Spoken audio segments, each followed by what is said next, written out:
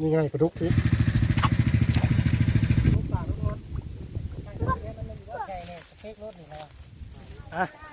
สบายดีนะทุกคนสบายดีเนาะมื้อนี้ก็อยู่หน้านะทุกคนเลยนี่ต้นทับก็สู่การเอาปลาเขาเนาะปลานำไก่สิบุกปลามันเลยเนาะทุกคนเขาก็เลยสิย้ายลงหนองเนาะเดี๋ยว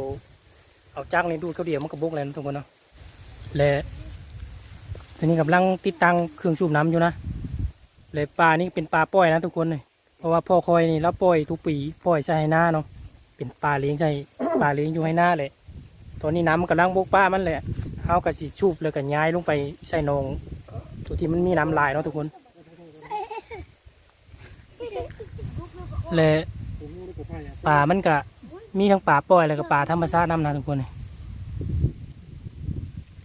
แต่ลักๆก็คือปลาปล่อยและนอลายเพราะว่าทุกปีต้องได้ย้ายลงมานี้เนาะทุกคนปลานี่ปล่อยทุกปีปล่อยใส่น้าแล้วก็ย้ายลงไปใส่หนองทั้งปุ่นเดี๋ยวสิพาไปเบิ่งหนองที่เขาสิย้ายไปนะแต่ตอนนี้กำลังให้สหายมะอะไรกับพานแพงกันติดตั้งกันเครื่องสูบน้ำก่อนนะและเข้าในหน้าคอยนี่ก็ยังบดท่านเกี่ยวนะยังบดท่านพอเกี่ยวนะทุกคนมันกำลังฝ่ายปมกำลังเกี่ยวเนาะแต่ว่าส่วนที่มันพอเกี่ยวกับมีแล้วเนาะแต่วันนี้เขาเมืองก่อนคาเอาปลาลุงนองแล้วไว้กับตัวแรกก็จะได้เกี่ยวเข้าเนาะทุกคนเข้าที่มันซุกกับบลายไปแล้ว7-8ให้ทุกคนเดี๋ยวขอสิพาไปเบิ่งนองที่เสี่ยวปลาลงไปฮันเนาะไปเบิ่งนองที่เขาเสี่ยวปลาย้ายลงไปเนาะไป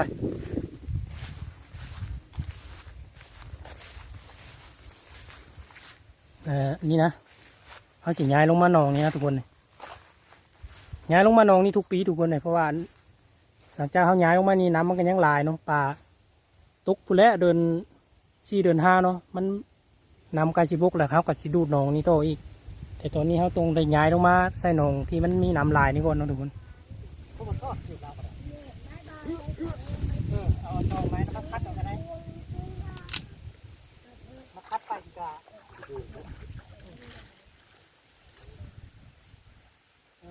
นั่นแหละ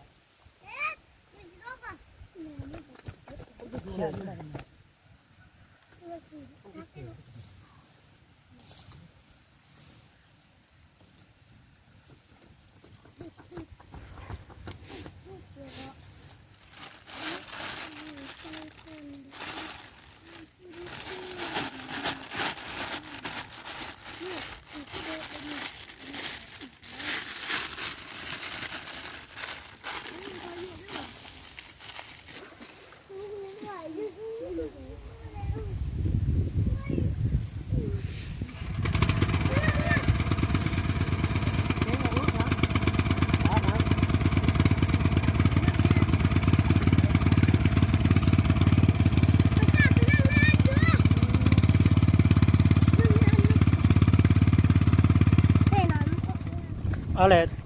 จ้างเข้ากันเล่นแล้วนะทุกคนเลยนี่แต่ทามันบุกเนาะแต่ตอนนี้เขาจะไปกางกระซังไว้ก่อนเนาะเพื่อว่าปลาเอาขึ้นมาแล้วมันอาจสิเน่ามันอาจสิตายเขาก็เลยต้องไปกางกระซังไว้เนาะเพื่อที่เขาจับใส่คุหรือว่ากระทังแล้วก็เขาเสียบไปใส่กระซังไว้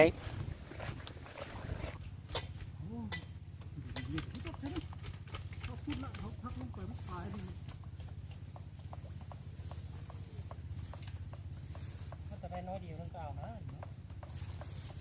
เรียนไม่รักหรือว่าเรียนไม่รักนี่ทำนี่จะวัดเนาะได้แล้วคนนี้เป็นร้อยเฉลี่ยนี่ติดเชื้อป่ะเรียนไม่รักเรียนไม่รักเป็นร้อยแต่กลางกระซังกันแล้วนะทุกคนเลยนี่แต่ทายน้ำบกแล้วเขาเอาปลาไปใส่ฮันเนาะน้ำก็คือสิบกแล้วล่ะทุกคนเลยเพราะว่าน้อยเดียวเรื่องน้ำก็ได้ไปเบิ่งกันน้ำกับสิบกเลยนะปลาก็บ่ง่ายเลยทุกคนในปีนี้เพราะว่ามันผลมันบ่ช่งเนาะเขาทุกปีน้ำคว้านให้หน้าแถวนั้นมันขึ้นในหน้าร้อยปีนี้บ่ได้ขึ้นเลยน้ำเนาะคนบ่นั้นอำนวยให้ปลามันก็เลยน้อยตัวช้อนกุ้งลายแล้วทุกคนเป็นตะโจนเลยนะนี่โอ้ กอยมากอกกอยมากอก กล้วยมะกอก แจ๋วมากอกแจ๋วย้ำจางคนตี้สิ โอ้ตัวชะอ่อนนะทุกคนในกรุงเนี่ยนี่ตัวสีใสเลยนี่ตัวสีใส เห็นทุกโต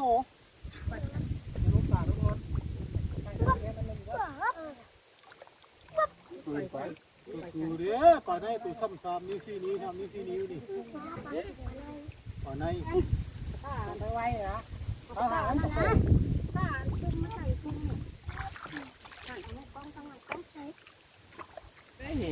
ปลากระโปชมนะทุกคนเลยจะมันนั้นไปได้เนาะปลากระโปชมตอนเกิดนี่พ่อว่าลาย แต่บูมันไปใส่เบิดเนาะ นี่บางที นี่แต่ปลาน้อยปลายังโปชมเลยทุกคนเลยเอาเลยเอาปลาไปปล่อยใช้กระซังที่เขากางไว้นะทุกคนเลยปลาโอ้โปชมเลยทุกคนเลยโอ้โหไปใส่เนาะต้องใช้นกนูกินหมดหรือยังไงปีกายได้จะหลายทุกคนเลยปีนี้ฮันปลาใหญ่ก็บ่เห็นเลยปีนี้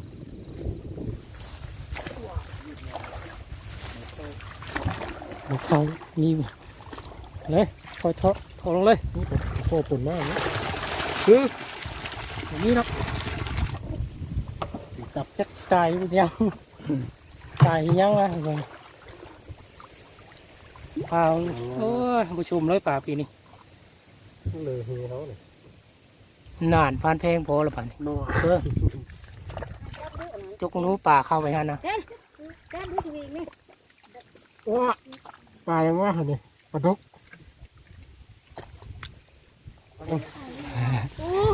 สักข้อไว้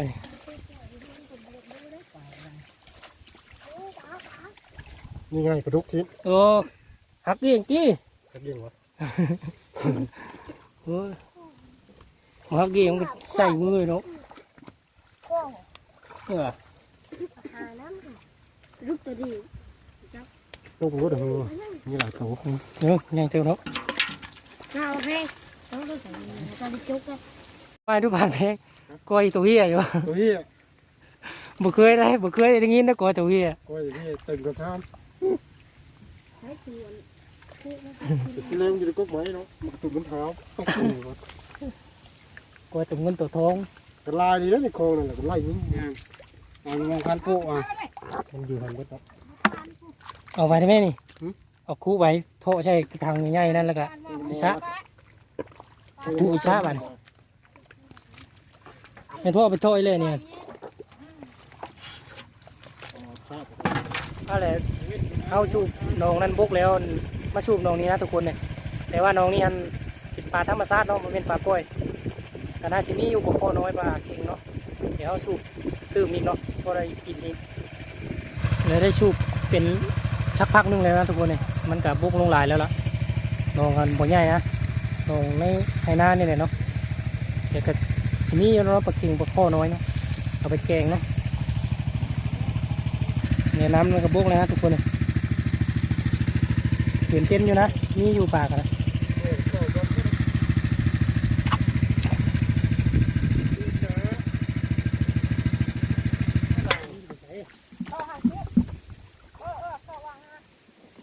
มันเลย ปลานี่อย่างดีทั่วเนาะ แม่มันโผล่แล้วพวกเนี้ย เอ็นไม่ได้ โอ้โห เด็ดตัวใหญ่นะลุงนี่ฮะ ขอบคุณมะตัวนี้แล้วจิบปีจำแก้วมานี่ วางรถ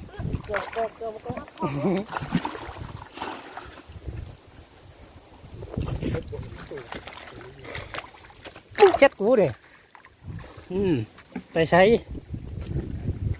ปาก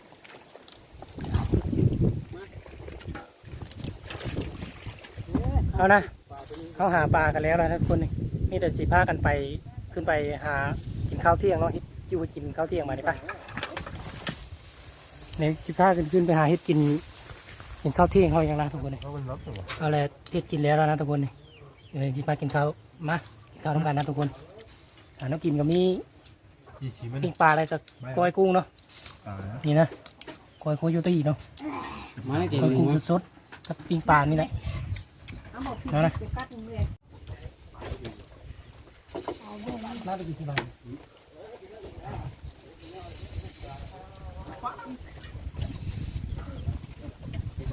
ใช้สัตว์แล้วก็เหยปลาบูได้ปลา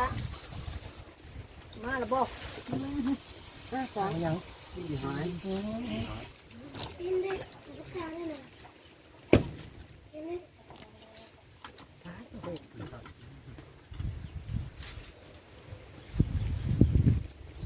ก็ต้องมาจากมาด้วยเลยมันก็ถึง ต้องมีบุญนี้เนาะ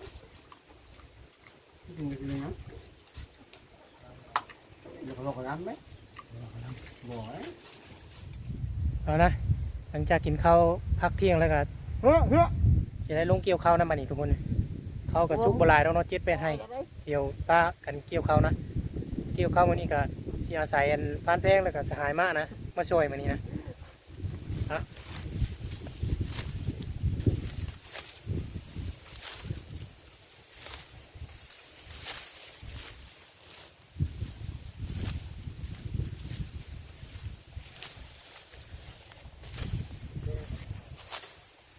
นี่นะ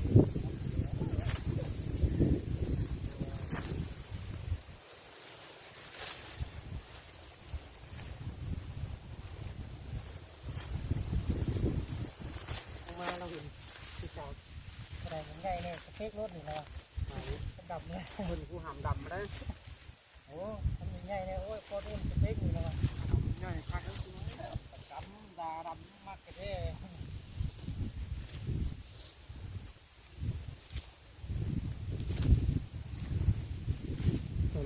อ่านะเกี่ยวทั้งนั้นก็มันชุกอยู่โชว์ให้ทำให้เนาะทุกคนไอ้ออกมาเกี่ยวทั้งนอกนะนี่เขาก็เริ่มลงเลยนะทุกคนเนี่ยมันชุกอยู่ประมาณว่าง7-8ให้เนาะทั้งนอกเนาะ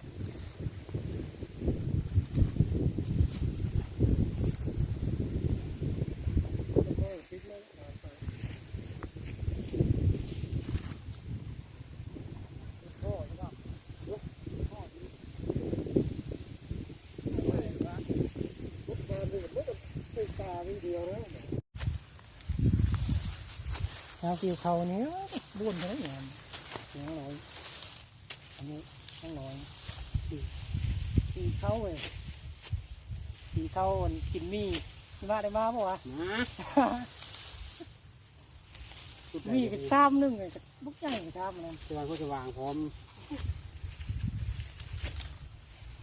เจ้ากินไม่เยอะ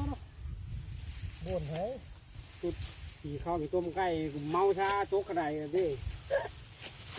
แล้วก็ไม่รู้ ได้ง่ายเลยมีแข่งกันบุ้มมีดนะครับ ต่อมาชิโนดองบ่นเฮ้ย บุ้มได้น่ะ โอเคนะทุกคนคลิปนี้ก็สิประมาณนี้แหละเนาะเดี๋ยวเขาเกี่ยวเข้าได้ตัวแรงได้อยู่2-3ให้เนาะแต่อันนี้ก็ค่ำเลยเขาสิเมื่อบัดนี้และคลิปนี้ก็สิจบคลิปเพียงเท่านี้แหละเนาะเอาไว้พบกันในคลิปหน้านะทุกคนเลยเข้าสิไปใส่ค่ะ ตรงนี้เนี่ยได้เนาะ ได้ เซตอันนี้เนี่ย นี่พี่ให้นี่ คุณรักก็ข่าวเล็กน้อย จะเมาไปนาดบ่ โอ้โหละ ใส่ยามาไว้นาน โอ้โหละ เอานะทุกคนเลยเอาไว้พบกันในคลิปหน้าเนาะคลิปนี้ก็บายบายละบาย